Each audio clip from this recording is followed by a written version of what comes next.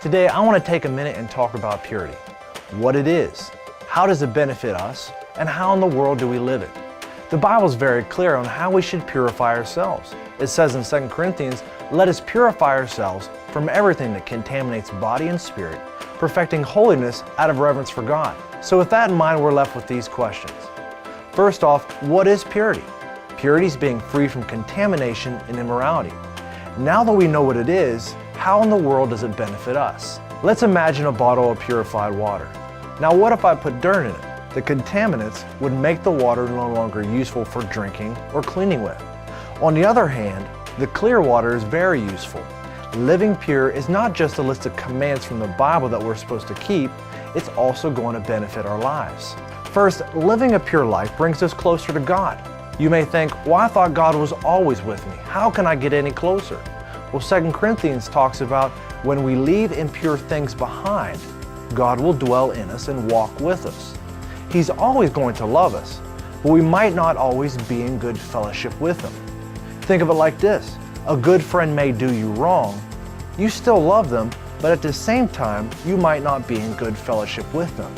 The relationship still exists, but the joy is gone. Second, living a pure life takes away the hindrances that hold us down. Hebrews 12:1 talks about letting go of things that hold us back from becoming everything that God has designed us for.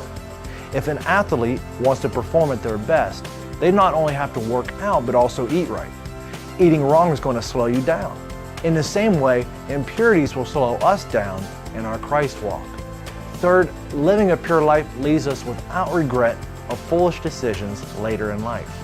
Now to our last question. How do we live a pure life? Interestingly enough, purity doesn't start with our actions. True purity starts with what we believe. The Bible says in Proverbs, "As a man thinks, so is he." You know, it's possible to look pure on the outside by our actions, but be impure on the inside with our thoughts and beliefs. This is more than just sexual thoughts too. You can smile on the outside, but be thinking how nice it would be if the person who wronged you got ran over by a car. You can say yes ma'am or yes sir to your parents or teachers, but be screaming profanities at them in your mind. As Christ followers, we're called to a higher way of living. And that way is to not only let our actions reflect a pure way of life, but to let our thoughts and beliefs as well. To do this, we have to know who we are. Because when you know who you are, you'll know what to do. Because actions follow what you believe. Remember Proverbs 23:7, "As a man thinks, so is he." So if we desire to live a pure life, we just can't try to act that way, because purity does not start on the outside by our actions. Purity starts on the inside by what we believe. If we truly know the reality of who we are as children of the Most High God, how we've been freely forgiven of all of our sin through Jesus Christ, and the fact that God has given us dominion on this earth, I believe our actions would change drastically.